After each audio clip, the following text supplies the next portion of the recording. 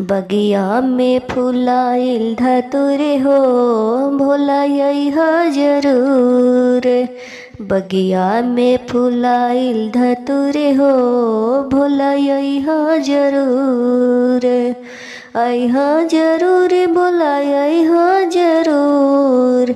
बगिया में फुलाइल धतुरे हो भोला अइहा जरूर।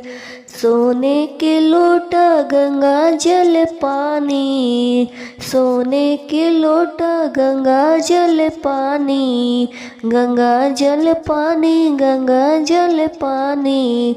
चरण धोबो जरूर हो भोला अइहा जरूरी। चरण धोबे जरूरी हो भोला अइहा जरूरी। बगिया में फुलाइल धतुरे हो भोला अइहा जरूरी। सोनवे मढ़ावल चंदन पीढ़ैया, चंदन पीढ़ैया हो चंदन पीढ़ैया। आसन लगाइबे जरूर हो भोला अइहा जरूरी। आसन लगाइब जरूर हो भोला अइहा जरूरी। बगिया में फुलाइल धतुरे हो भोला अइहा जरूर। चांदी की कटोरी में केसर चंदन, चांदी की कटोरी में केसर चंदन, केसर चंदन हो केसर चंदन। तिलक लगाइब जरूरी हो भोला अइहा जरूरी। तिलक लगाइब जरूर हो भोला अइहा जरूरी। बगिया में फुलाइल फूल हो भोला अइहा जरूरी। बगिया में फुलाइल धतुरे हो भोला अइहा जरूरी।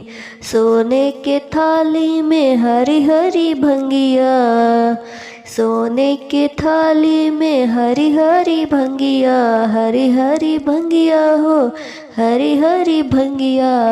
भोगवा लगाइब जरूर हो भोला अइहा जरूरी।